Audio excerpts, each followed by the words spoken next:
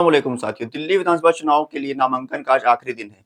असदुद्दीन ओवैसी की पार्टी से खबर आ रही थी कि असदुद्दीन ओवैसी की पार्टी एआईएमआईएम लगभग 10 से 12 सीटों पर दिल्ली के अंदर चुनाव लड़ेगी। लेकिन असदुद्दीन ओवैसी ने अब तक सिर्फ 2 ही उम्मीदवारों के नाम का ऐलान किया है और आज नामांकन का आखिरी दिन है। अब खबर यह है कि असदुद्दीन ओवैसी की पार्टी सिर्फ 2 ही सीटों पर दिल्ली विधानसभा चुनाव में चुनाव लड़ेगी। असदुद्दीन ओवैसी ने अब तक सिर्फ ओखला और मुस्तफाबाद विधानसभा सीटों पर अपने प्रत्याशी उतारे हैं। ये दोनों ही सीटें मुस्लिम बहुल विधानसभा सीटें मानी जाती हैं। इन दोनों ही सीटों पर मुस्लिम कई बार से जीतते हुए आ रहे हैं। असदुद्दीन ओवैसी की पार्टी 10 से 12 सीटों पर चुनाव लड़ने की कोशिश कर रही थी, लेकिन लास्ट टाइम में असदुद्दीन ओवैसी ने फैसला किया कि यहाँ पर सिर्फ उन्हीं सीटों पर उनको प्रत्याशी उतारने चाहिए जिन सीटों पर वो मजबूत हैं, जहाँ पर इनके पास मजबूत प्रत्याशी हैं और जिन सीटों पर वो चुनाव जीत सकते हैं।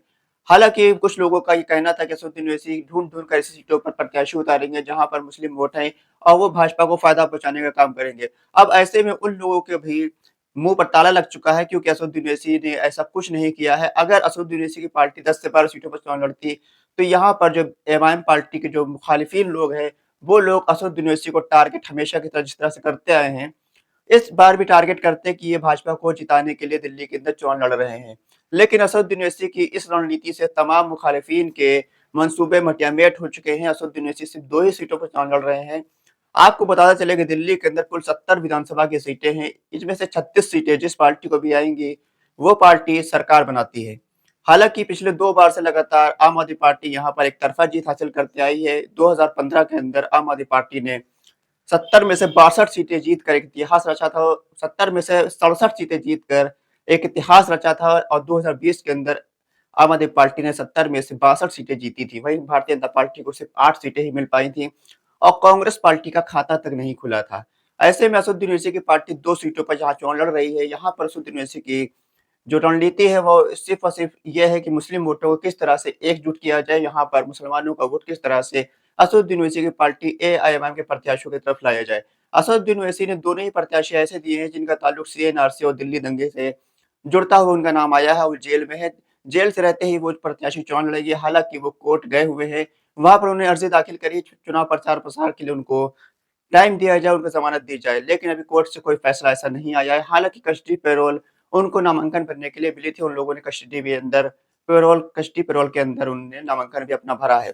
अगर बात करें ओखला विधानसभा सीट के बारे में, तो यहाँ पर 2 बार से लगातार आम आदमी पार्टी के कद्दावर मुस्लिम चेहरे अमानतुल्लाह खान यहाँ से विधायक हैं।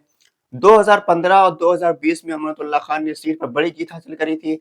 असदुद्दीन ओवैसी की एंट्री से यहाँ पर अमानतुल्लाह खान के जो सियासी समीकरण है वो बदल चुके हैं। असदुद्दीन ओवैसी की पार्टी से प्रत्याशी शिफाउर रहमान खान जामिया इल्लुमिनी के अध्यक्ष हैं और वो सीएनआरसी प्रोटेस्ट के दौरान जेल गए थे, हालाँकि अब तक वो जेल के अंदर ही है। ऐसे में सीएनआरसी प्रोटेस्ट एक दिल्ली के अंदर एक बड़ा मुद्दा माना जाता है, खासकर मुस्लिम समुदाय के बीच में।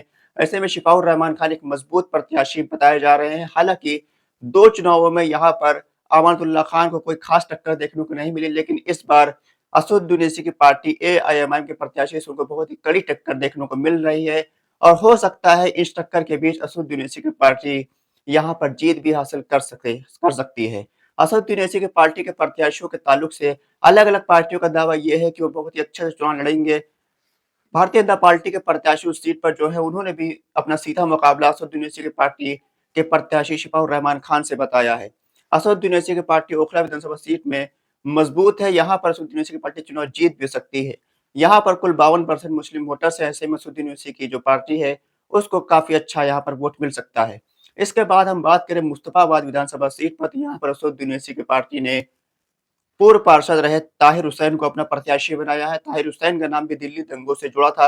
अब वो दिल्ली दंगे के आरोप में जेल के अंदर है। ऐसे में ताहिर हुसैन का प्रत्याशी बनना असदुद्दीन ओवैसी पार्टी के लिए बहुत ही अच्छा संकेत माना जा रहा है। ताहिर हुसैन मुस्लिम वोटों को सिम्पैथी वोट मिल सकता है मुसलमानों का, यहाँ पर लगभग 40% मुस्लिम वोट हैं। ऐसे में असदुद्दीन ओवैसी की पार्टी के लिए यहाँ पर कोई खास मुश्किल सामने नहीं आनी चाहिए, लेकिन यहाँ पर कांग्रेस और आम आदमी पार्टी की तरफ से भी बड़े मुस्लिम चेहरे उतरे हुए हैं। ऐसे में असदुद्दीन ओवैसी की पार्टी को यहाँ पर थोड़ा बहुत नुकसान भी हो सकता है और हो सकता है यहाँ पर असदुद्दीन ओवैसी की पार्टी चुनाव ना भी जीत पाए, लेकिन असदुद्दीन ओवैसी की पार्टी यहाँ पर अच्छा चुनाव लड़ेगी। यहाँ पर आम आदमी पार्टी के प्रत्याशी आदिल अहमद खान हैं।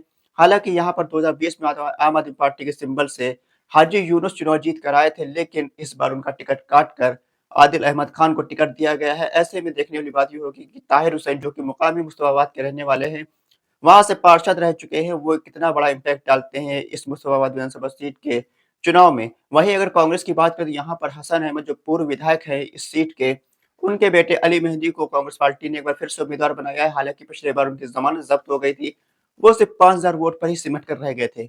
असदुद्दीन ओवैसी की पार्टी के दोनों ही प्रत्याशी काफ़ी ज़्यादा मजबूत बताए जा रहे हैं। दोनों सीटों पर असदुद्दीन ओवैसी की मीटिंगें भी होना शुरू हो जाएँगी। असदुद्दीन ओवैसी के आने से यहाँ पर चुनाव का माहौल जो है वो और बदलेगा। देखने वाली बात ये होगी असदुद्दीन ओवैसी और इम्तियाज़ जलील जो रैली करेंगे वो कितना वोट कन्वर्ट होता है वोट में।